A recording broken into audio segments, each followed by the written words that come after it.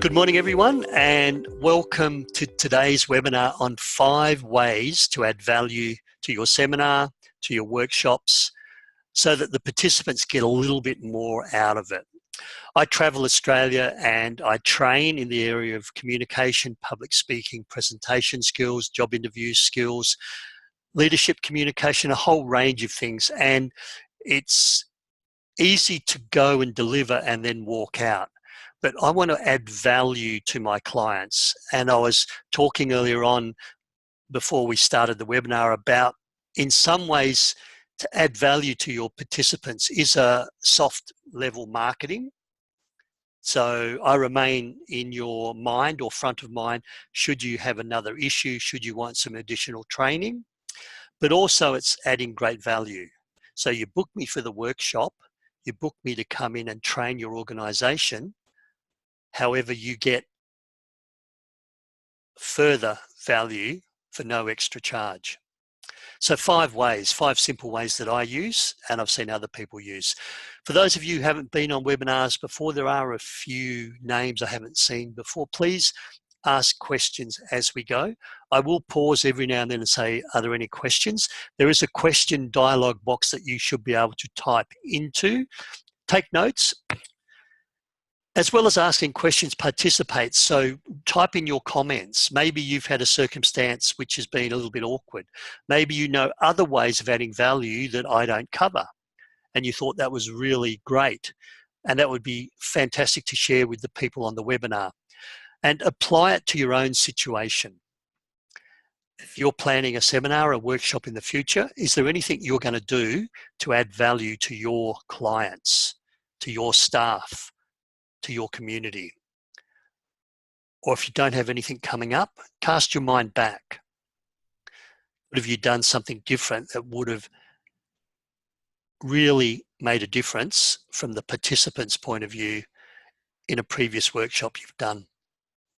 So Peter Dew's my name. I'm a public speaking trainer and coach, and most of you also know me as a person who stutters. Not so much now, but I've had to work on my fear and my fluency, and I've had speech therapy. And now I travel Australia teaching people to speak confidently and effectively with their fear, with their nerves, so that you can have the impact that you want to.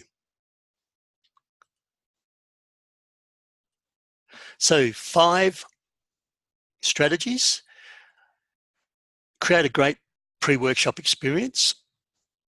Do some tools, some questionnaires or some surveys. You can give away an ebook or a white paper. Follow up with a webinar. Hey, we're on a webinar now. This is not specifically to one workshop I've run in the past, but I do offer a webinar, especially when a client I think is really valuable. Well, in fact, any client, I will offer a post-workshop webinar. And have some online resources, a vault, a Dropbox account where people can go and view other resources you already have there. Let me go through those one by one. Now, just checking in. So we've got Paul, we've got Stephen, Sarah, Tricia, Leah, and Carol. Do ask questions as we go. So let's create a great pre-workshop experience. So the audience is already anticipating your message, is in the right framework. I like to send out videos. I like to send out TED Talks. These webinars I record, so if I'm running a specific workshop on how to be more influential as a speaker, I do have a webinar on 4 sources of influence as a leader, and I can send that out beforehand so people have already started to think and anticipate what is it that they use, what source of influence is within their capacity when they speak. One of the TED Talks I send out is that of Amy Cuddy, Your Body Language Determines Who You Are. And she's about faking it till you become it. I work with a lot of people who are nervous. And Brene Brown has a great TED talk on the power of vulnerability. So when you stand up and you're nervous and you're vulnerable and you feel at risk, that's not necessarily a bad thing. And Brene Brown talks about the power of your vulnerability and the courage to lead despite your fear, despite your vulnerability. And so in looking at these two TED Talks, people come along knowing, number one, that they are allowed to fake their confidence.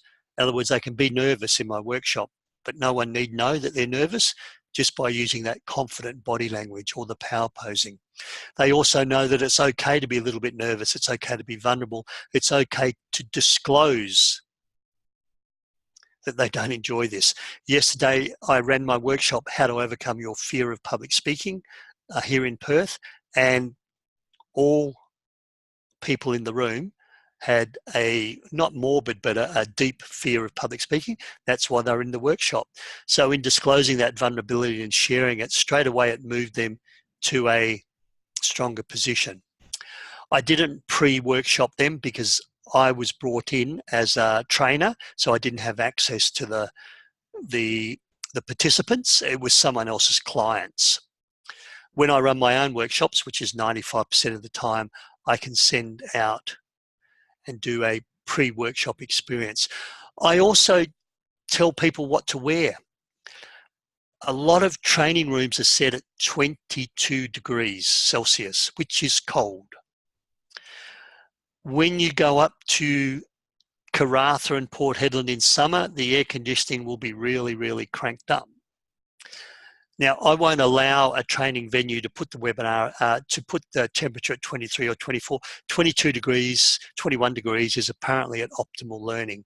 One of the emails that I send out is to dress in layers. And if you're a Victorian or a Melbourneian from Melbourne, you are the experts at dressing in layers. You have nice warm days, then all of a sudden it gets cold and you put a layer on or you take a layer off. This helps people prepare.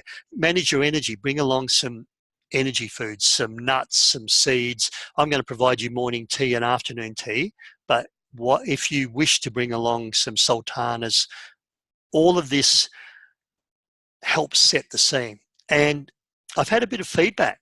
Someone has said to me, quite a few people have said to me that as soon as I got the pre-workshop emails and the pre-workshop sequence, I knew that this was going to be a professional workshop. Most professional development training I do, they do not go to that level, Peter. And it might seem like a lot of hard work, but most of my onboarding is already sequenced. It's pre-programmed. And my assistant just sends it out to register all the registrations as they arrive, the welcome email, then the follow-up, the pre-workshop emails around how to get ready, some resources to get ready. Give people a really great pre-workshop experience. Make it easy for them to come. Send them a map. Send them a Google map. Send them some directions. Send them some parking instructions.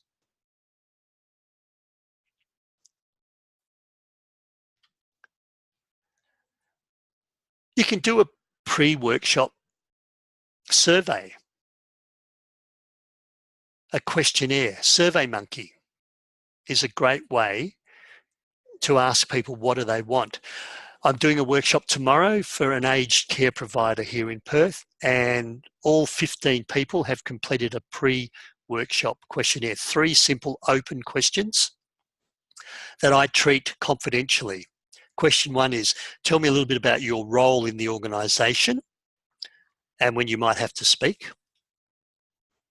Number 2, what public speaking presentation skills would you like to learn from me? For example, how to control nerves, what to do with my hands, how do I present without notes, what should I do if my mind goes blank, etc., etc. And the third one is, have you experienced any public speaking in the past and any difficulties or concerns that arose during your public speaking? 3 little questions, and with that, I know that 70% already would like to know how to control nerves. The second biggest thing is, how do you be more engaging? So they go through a checklist for a pre-start, health and safety pre-start every morning at a mine site, Rio Tinto, BHP. They go through a checklist, pre-start, boring as anything. How do I become more engaging? So this enables me, this helps me to target the content. And I've mucked up. So this is still send out a pre-workshop questionnaire with a Survey Monkey. Use these tools during your presentation. Millennials love technology. Poll Everywhere is an app that you load into your PowerPoint, you put it up, and you ask questions. You can ask questions to gauge what people want. You can also ask questions to check that they're listening to you. You can issue a prize. I was at a conference in Manila, and one of the speakers was talking about marketing and personal branding. And then halfway through, he stopped and asked a 5-question survey. Question 1, and you use your mobile phone to vote or to record your response, and you get a live score.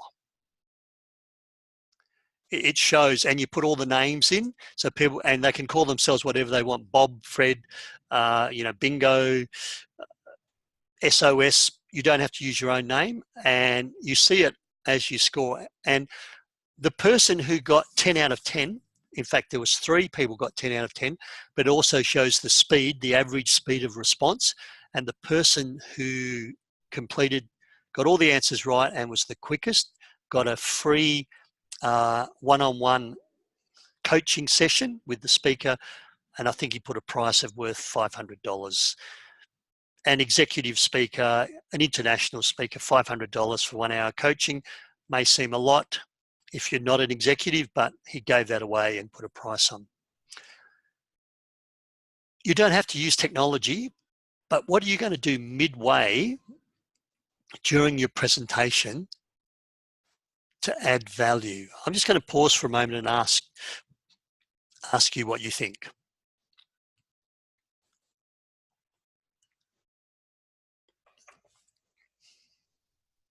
Whoops.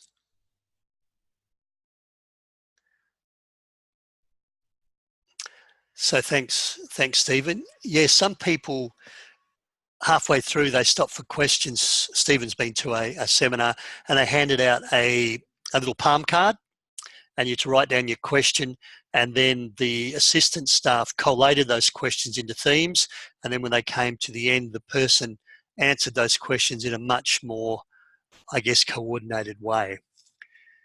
Just think about it. What might you do to create greater interaction during your presentation? Another thing that I do, and I've seen other people do, is they give away an eBook or a white paper during the workshop. And they don't have to literally give it away during the workshop, but they announce, look, I've got a really good book on how to write a speech, Harvard free report, dealing with difficult people. You might have a white paper. So I'm going to give everyone in the workshop, I'm going to give you my free ebook on how to write a killer speech. In fact, this ebook is both a PDF that you can print off, and it's also an audio book. So if you want to listen to it, and it'll ask you questions, it'll prompt you to write your killer speech. Now, there's several ways that I've seen people use this. Most of my workshops I run myself, and I know who my participants are, but I've seen people use this technique in larger conferences to gather people's emails. And it goes a little bit like this. If you would like to receive a free copy of my ebook, please fill in the sheet of paper going around with your name and your email, and I will send you that free ebook in the next 24 hours. I've now captured your email and your name, so I guess you've given me permission to send you the ebook and possibly a few other questions, and it enables me to market to you a little bit more. That's less about adding value and more about, I guess, capturing future leads. Myself, I like to add value. So it's a free ebook, no strings attached. An ebook that's related to my workshop. I'm not going to send you an ebook on how to grow roses in Perth. I'm not going to send you an ebook on how to reach financial security. I'm going to send you an ebook on how to write a great speech, so the next time you do your presentation, you can be more effective, more engaging, more targeted. What have you got that you can give away? Have you got a white paper, a journal article? White papers really just a large, it's less than an ebook, it's a large 2 or 3 articles or a large article on a particular topic. One way to create a white paper is if you write blogs, and I write blogs, 2 blogs a month, and I've been doing this for 10 years. I've got, someone can probably do the maths, I've got hundreds of blogs, and sometimes I talk about nonverbal communication. Sometimes I talk about how to respond to questions. A big theme is how to control nerves. What do I do if my mind goes blank?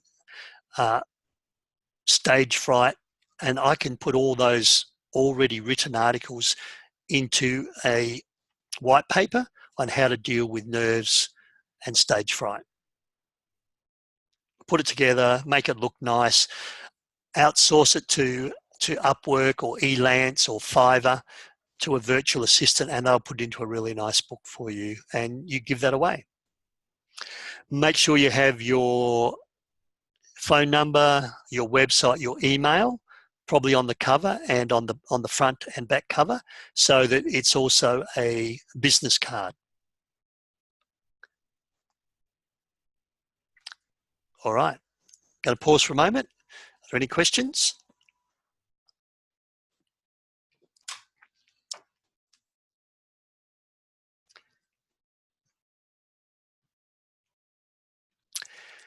What if you, so Sarah said, what if you sell your ebook at the moment and you don't want to give it away? And of course, that's entirely up to you. And selling from the platform. So I've got a book at the back, by the way, worth $19.95.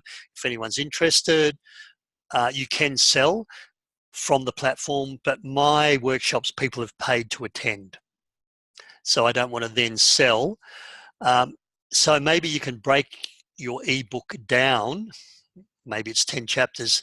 Maybe each of those chapters individually is a white paper, and just take out one chapter, reformat it into a white paper. So you've still got your ebook to sell, and you can sell that from the platform if it's appropriate. But I do have a free white paper on how to control nerves that I'll make available to everyone. Thanks, Sarah. Follow up with a webinar. Here we are. We're on a webinar. You can use Zoom, you can use GoToWebinar, Jamjar. It doesn't even have to be a fancy platform. Google Hangouts. It could be a recorded webinar. So I could sit down and record something that came out of the workshop. So remember,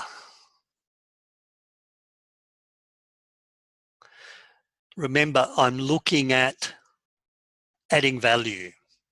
So in the workshop, a theme came out, how do you deal with hecklers? I'm doing really, really good, but I'm speaking on quite a contentious issue, and when hecklers start heckling me, I fall to bits. I'll say, look, I noticed quite a few people ask questions on hecklers. Let me do a 30-minute webinar that I will record, and I'll make it available to everyone. I'll make it available to everyone in the workshop. That's a pre-recorded. Sometimes as part of my marketing, and thanks for your question, Carol, I will get back to that in a moment. Sometimes I'll do a pre-workshop webinar, deliver the workshop, and then do a follow-up implementation, check in how things are going live webinar as part of a package. And sometimes you can sell that. So let's say my one-day workshop's worth $4,000. That's the bronze price, $4,000. I'll also do a pre-workshop webinar. I'll deliver the workshop, and then I'll do a follow-up 2 weeks after to see how everyone's going with the new skills. That's my silver package. That's $5,000. So a one-day workshop, a 1 hour pre-workshop webinar, which I can also use to gain a little bit of understanding what people want. And then I'm going to follow up 1 week after, 2 weeks after, just to check how things are going, deal with any problems with implementation of what they've learned. And then I can chuck in ebooks, resources, a vault of lots of articles, and that can become my gold. So bronze, silver, gold, different pricing. So I've got a question relating to the ebooks. Who are the companies that do collating? So there's a whole world out there called virtual assistants. A virtual assistant is someone in India, Manila, Bulgaria, Australia. My graphic designer, who I outsource to, is in Queensland. But I found her through the platforms. So who are the companies?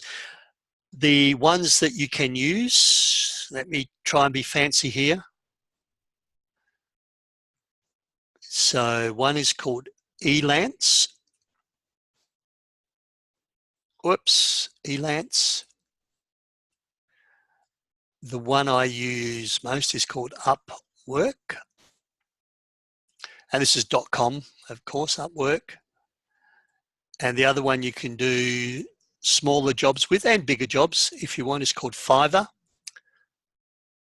Fiverr. Fiverr.com. These are all .com. Upwork, Elance, eGurus. No, not eGurus. Yes, it is eGurus. These are online virtual assistants. You post your job and you ask for 500-word formatted and edited white paper. Then you get the bids. You get 20, 30 bids from $25 up to $50. And you look at their portfolio, you look at their feedback, their ratings. As with Uber or Airbnb, I stay at 5-star Airbnbs. I don't jump in an Uber who's not got a 4.5 or higher rating. So you pick the cream of the crop. Cheapest is not best. Sometimes you pay a little bit more to get quality. Most expensive is not always best. You upload your raw documents and you put a time frame on it. You have to upload the money. So these organizations are where all the virtual assistants sit. And I'm digressing a little bit, but Elance is kind of the holder of the money. You put the money up, the $25 US, the $15 US. Once you've approved a contractor, they do the work. When you're happy with the work, you approve the job, and Elance, Upwork, or Fiverr releases the money to the contractor. So that is virtual assistants, and really valuable source of doing things. In my business, I try and outsource stuff that I'm not good at. So my bookkeeping, my business activity statement, my BAS statement, I used to do them myself. I'm not good at them, so I outsource them. So I hope that answered your question, Carol. We've spoken about follow up with a webinar, provide an online vault, Dropbox,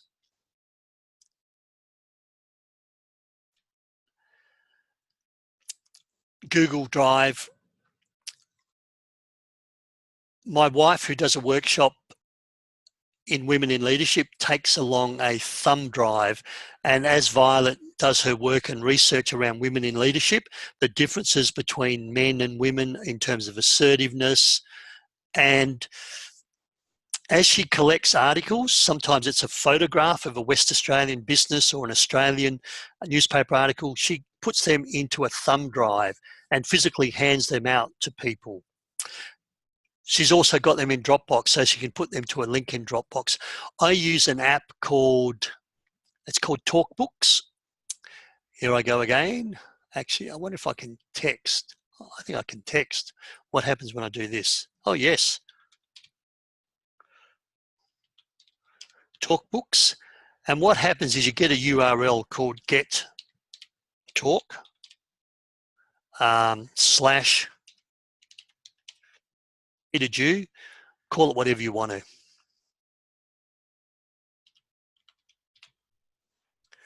And that link I show in my last PowerPoint slide. And I say, so for those, and I've spelt my surname wrong, my whole name wrong.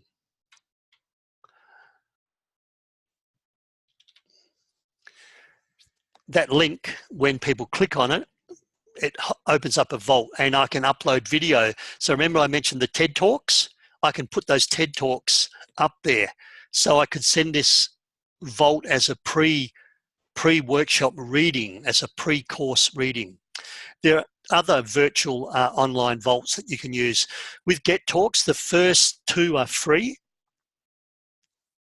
And then I think it's $14 per vault. But the thing is, I can use this link over and over again. It's not date restricted. So if I've got resources for public speaking, I can use them for 50 different workshops. If I've got resources for overcome your fear, then I can use that. So I don't need to spend $15 every time I do a talk. It's only when I need a different, unique set of resources for a different organization or for a different workshop. I'm planning a new workshop and it's around leadership skills for introverts. So in my space in public speaking, a lot of people that I end up training and coaching are in fact introverts, and public speaking means you've got to get in the limelight and people look at you. Introverts don't like to be in the limelight, but introverts make such good leaders and they make good public speakers if they have the courage. New workshop, I'll create a new vault. So there you have it. I need to clear everything, clear all drawings and move forward. No, go back to mouse. Ah, there we go. gettalk.at/PeterJew1. Cool app to use. Put as much up there as you want. It also captures people's emails, and with Get Talk, you can decide to have people give you a survey on how well you did. So it can also be your feedback tool. So if you go to here, I'd love you to go to Get Talk, free resources, my PowerPoint slides. Those of you who want my slides, a couple of videos I've made, my eBooks are up there, and I'd love your feedback on how well this webinar went.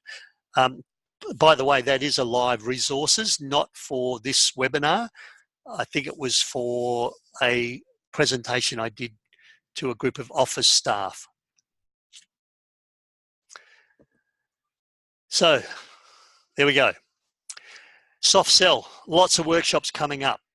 Feel free to share these. Broome, Perth, going over to Mildura in April, May, Karratha. Next webinars. Please share this information. It's on my website. Strategies to be more influential in public speaking, 6th of May. 6 steps to make your message more sticky, more impactful, 22nd of May. You know how to reach me. You've got my email, you've got my website, and I'll end the webinar there because I don't want to go over time. So thanks Tricia, thanks Leah, Paul, and thanks Carol and Sarah and Stephen. Bye for now.